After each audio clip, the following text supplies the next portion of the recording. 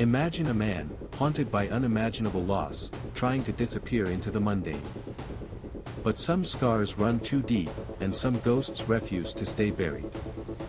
What happens when the past you tried to escape drags you back into the darkness you swore to leave behind? Welcome back, cinematic explorers, to a deep dive into one of the Punisher's most brutal and poignant short stories. Today, we're unraveling the gritty narrative of The Punisher, Dirty Laundry, a film that perfectly encapsulates Frank Castle's enduring struggle.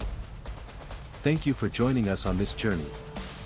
Our story opens in a bustling, somewhat grimy laundromat, a stark contrast to the life Frank Castle once led. We see Frank, seemingly just another ordinary man, meticulously washing his clothes. He's trying to blend in, to escape the bloody legacy of the Punisher. A TV in the background broadcasts news, casually reporting on the aftermath of the Nucci crime family's demise. The reporter links former veteran-turned-vigilante, Frank Castle, to these brutal murders.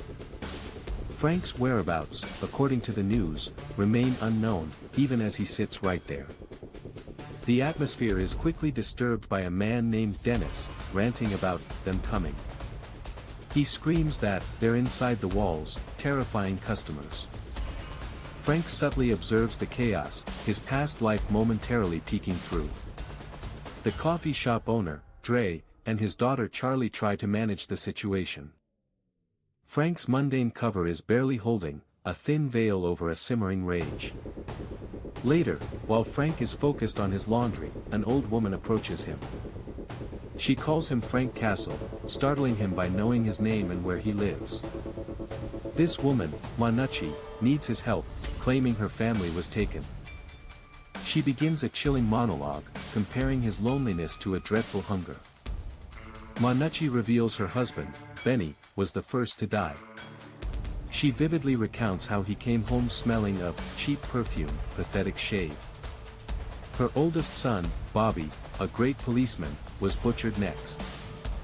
She describes her son Eddie, who lit up every room and created his own family, also killed. Finally, she speaks of her prince, Carlo, who she claims never touched a single one of those kids. Carlo, the thinker, whose mind was his weapon, was also brutally murdered by Frank. Ma Nucci recounts Carlo's last words, "It's gonna be okay," despite the horrific circumstances. She details the exact time, 6:47, when Frank took everything I had. The old woman declares that Frank forgot about one thing, her. She reveals she placed a bounty on his head, rallying every madman, crook, and killer in the neighborhood. She chillingly informs him that at 6:47 p.m., this location will be shared. They will come, kill him, and anyone in their way. Ma Nucci asserts that she is the one who's doing the punishing now. She leaves, promising to watch him die. As the clock ticks towards the designated time, Frank confronts his inner demons. He sees and hears Karen, a ghost from his past, accusing him. Karen tells him he chose it over them, referring to his family and his vigilante life. She dismisses his identity as father, daddy, husband as a mere costume. She relentlessly tells him, "You failed them. You fucking failed them." Curtis, another voice from his past, mocks him, asking, "What's your purpose now, Marine?" Frank grapples with these accusations, his face etched with pain and self-loathing. He screams, "I failed them. I failed," acknowledging his deepest fears. Karen's voice then gently coaxes him, reminding him, "There's still more for you to do." The knocking on the door signals the arrival of the gang. A chaotic mob of thugs descends upon the laundromat, shouting Frank's name. They terrorize the other customers, demanding to know where Frank Castle is. Isaiah, a young boy from earlier, screams for his mother as the thugs wreak havoc. Frank initially hides, observing the escalating violence. He sees the leader of the gang assault Charlie's mother, Debbie, and her father, Dre. The thugs threaten Charlie, pushing Frank to his breaking point. The sounds of his own family's screams echo in his mind, triggering his resolve. He remembers Lisa's voice, "Dad, make it stop. The song La Vie en Rose plays ironically over the brutality, emphasizing the contrast. Frank makes his move, launching himself into the fray.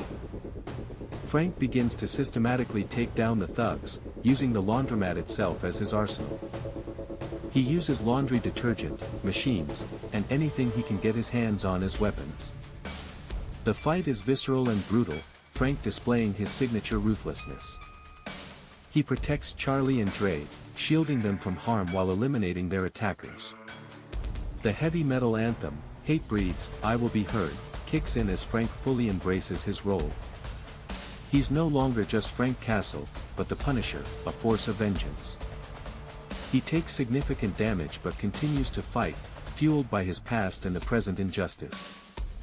With a final, brutal flourish, he dispatches the last of the thugs. The laundromat is a bloody mess, filled with unconscious or dead gang members. Debbie and Charlie are terrified but safe, thanks to Frank. Dre, injured but alive, thanks Frank, calling him my man. Frank simply collects his blue pen from behind Dre's ear, a small, human gesture. He quietly departs, leaving the family to process the chaos. Later, Frank sits by a creek, reflecting on the day's events. He talks to his deceased daughter, Lisa, feeling her presence. He finds renewed purpose, saying, maybe I'm gonna keep going, huh? He recites the one batch, two batch, penny and dime rhyme, a promise to his family. This moment signifies Frank's acceptance of his identity as the Punisher. In a post-credit scene, we see Mickey, the old man from the beginning, at a train station. He's happily collecting 2 pies, perhaps for his family. Mickey is then brutally killed by another thug who takes his veteran's hat. This thug proclaims, "That covers mine," signifying his disrespect for Mickey and military service. Suddenly, Frank appears, confronting the thug. Frank tells him Mickey's hat wasn't the only thing he took from me. He then executes the thug, a final act of retribution. The scene reinforces that the Punisher's work is never truly done. And there you have it, the full, uncompromising story of The Punisher, Dirty Laundry. It's a powerful look into the psychology of Frank Castle, torn between his past and his relentless mission. What did you think of Frank's internal struggle and his brutal return to form? Let us know your thoughts in the comments below. If you enjoyed this deep dive, please give this video a like, share it with fellow fans, and subscribe for more movie recaps and explanations. Don't forget to hit the notification bell so you never miss an upload. Until next time, keep exploring the hidden depths of cinema.